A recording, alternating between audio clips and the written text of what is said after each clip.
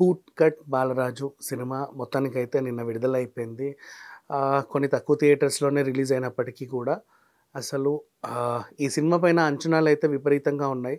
అంతకుముందు సోగా పెద్దగా బజ్ లేకపోయినప్పటికీ కూడా సడెన్‌గా ఎప్పుడైతే ప్రీ రిలీజ్ ఈవెంట్ వీళ్ళంతా భారీ ఎత్తున నిర్వహించారో బ్రహ్మానందం గారు రావడం, అలాగే మంచు విష్ణు గారు రావడం, సందీప్ కిషన్ రావడం, పైగా సుమ గారు వీళ్ళ మీద ఉన్న కాన్ఫిడెన్స్‌తో వీళ్ళకి ఫ్రీగా ఈవెంట్ ఆర్గనైజ్ చేయడానికి, వ్యాఖ్యాత వ్యవహరించడానికి రావడం.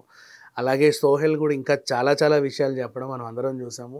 సో, దాన్ని బట్టి సినిమా మీద అంచనాలైతే తారాస్థాయికి చేరుకున్నాయి. పైగా దిల్ రాజు గారు వీళ్ళకి థియేటర్స్ ఇచ్చారని సోహెల్ తనని తానే చెప్పగానే, దిల్ రాజు గారు వచ్చి పని కట్టుకొని థియేటర్స్ ఇచ్చారంటే సినిమాలో ఏదో ఉండుంటదని చెప్పి అందరికీ అనిపించింది. సో, ఆ నమ్మకం ఈ సినిమా నిలబెట్టుకుందా లేదా అనేది ఇప్పుడు చూద్దాం. మొత్తానికైతే నిన్న థియేటర్స్‌లోకి వచ్చేసింది ఈ సినిమా. అంటే ఎక్కువ షోస్ లేవు. చాలా మల్టీప్లెక్స్ అక్కడిక్కడ ఒకటొకటి అర షోస్ వేశారు. మరి ఎందుకో తెలీదు. బట్ ఓకే, మూవీ ఎలా ఉందనేది చూద్దాం. పోతే బూట్ కట్ బాలరాజు ఈయన ఊర్లో ఆకతాయిగా తిరిగే వ్యక్తి. సో, ఆ ఊర్లో పటేలమ్మ మన ఇంద్రజ గారు చేసిన క్యారెక్టర్ అనమాట. ఆవిడ వచ్చేసి ఊరికి సర్పంచ్. అంటే ఆ సర్పంచ్ కూతుర్నే ఇతను ప్రేమిస్తాడు. కొన్ని నాటకీయ పరిణామాల మధ్య ఇతను కూడా సర్పంచ్‌గా పోటీ చేయాల్సి వస్తది. మరి ఇతను గెలిచాడా లేదా అనేది మిగతా ఉదంతం. అంటే ఇక పెద్దగా చెప్పుకోవాల్సిన కథేం కాదు. ఒక ఊర్లో జరిగేటువంటి సింపుల్ స్టోరీ. ఇప్పుడు మనం చాలా సినిమాలు చూసాం. రంగస్థలం చూసాం. పెద్దగా చెప్పుకోవడానికి అందులో కథేం ఉండదు. కాకపోతే ఒక ఊర్లో జరిగేటువంటి సిట్యుయేషన్స్. కానీ ఎంత పెద్ద హిట్. ఈవెన్ అట్లాగే ఆ మధ్యకాలంలో మన సుమ గారిది 'జయమ్మ పంచాయతీ' చూసాం. ఒక ఊర్లో జరిగే కథ. 'కేర్ ఆఫ్ కంచరపాలెం' ఒక ఊర్లో జరిగే కథ. ఈవెన్ బూట్ కట్ బాలరాజు కూడా ఒక ఊరికి పరిమితమైనటువంటి కథ మాత్రమే. నిన్నటి 'హనుమాన్' కూడా ఒక ఊరికి పరిమితమైనటువంటి కథే. సో, కాకపోతే ఏంటంటే ఎంత ఆసక్తిగా మలిచాము, ఎంత గ్రిప్పింగ్‌గా చెప్పామనేది మాత్రం మెయిన్ పాయింట్.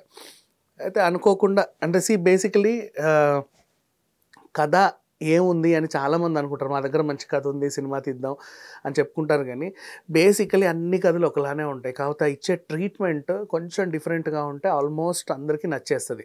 ట్రీట్మెంట్ అంటే 2 విధాలుగా ఉంటుంది. ఒకటి అయితే గ్రిప్పింగ్ స్క్రీన్ ప్లే లేదా నటీనటుల performance.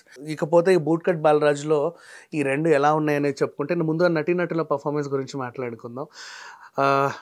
Sohel obviously he's a wonderful actor. నిజంగా చెప్పాలంటే మనకి ఈ మధ్య కాలంలో దొరికినటువంటి ఒక ఆణిముత్యం అని చెప్పుకోవచ్చు. పర్ఫెక్ట్ ఎమోషన్స్, పర్ఫెక్ట్ అసలు అన్నీ మొత్తం 360 డిగ్రీస్‌లో ఎక్కడ మచ్చలేనటువంటి యాక్టింగ్ అయితే కనబరిచారు. నెక్స్ట్ ఇంకపోతే హీరోయిన్ అమ్మాయి కూడా చాలా బాగానే చేసింది. అండ్ పటేలమ్మ క్యారెక్టర్‌లో ఇంద్రజ గారు కూడా ఒదిగిపోయారు. ఇంకా సునీల్ గారు మిగతా క్యారెక్టర్స్ ఉన్నప్పటికి కూడా వాళ్ళ పరిధి మేరకు ఇట్స్ ఓకే, పర్వాలేదని అనిపించారని చెప్పుకోవచ్చు. కొంతమంది జబర్దస్త్ నటులు వాళ్ళు వీళ్ళు కూడా.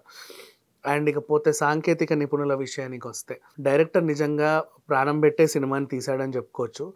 ఎందుకు అంటే ఏ సినిమాకైనా సరే ఊరికే అనుకుంటారు కానీ మినిమం బడ్జెట్ ఇస్తే ఏదోలా నిలబెట్టవచ్చు అని అనిపిస్తుంది. కానీ మినిమం బడ్జెట్టే పెట్టాడని వాళ్ళు చెప్పుకున్నారు. ఈవెన్ ఎండి పాషా తన దగ్గర కూడా రూపాయి లేకపోతే సోహెల్ వచ్చి నిర్మాణ భాగస్వామిగా అయ్యి మళ్ళీ కథను ముందుకు నడిపించారని మొన్న చెప్పుకొచ్చారు. కానీ తెర మీద చూస్తే ఇవేమి మనకు కనబడవు. నిజంగా అరే చాలా బాగా ఖర్చు పెట్టే తీశారులేగే అనిపిస్తుంది. అండ్ ఆ టెక్నికల్ వాల్యూస్ అంత బాగున్నాయి. అంటే ఉన్నలో ఉన్నంత టెక్నికల్ వాల్యూస్ని ఆ రేంజ్లో ఇవ్వడం అనేది మొన్న 'హనుమాన్'కి చూసాం. ఆ తర్వాత నన్ను అడిగితే బూట్ కట్ బాలరాజులోకి చూస్తామని అనిపిస్తుంది. అండ్ నెక్స్ట్ ఎడిటింగ్ బాగానే ఉంది. అండ్ కొంచెం ల్యాగ్ అంటే ఊరు అన్నప్పుడు ఎంత కాదన్నా పాత్రలు అక్కడక్కడే తిరగాలి. వీళ్ళకి ఇప్పుడు చాలా సినిమాలు మనకి హై బడ్జెట్ సినిమాలు ఏంటంటే ఇక్కడ ఓపెన్ చేస్తే ఇంకో కంట్రీలో తేలుతారు, అక్కడ కట్ చేస్తే ఇంకో దేశంలో తేలుతారు. సో, అట్లా వీళ్ళకి చూపించుకోవడానికి చాలా ఉంటుంది.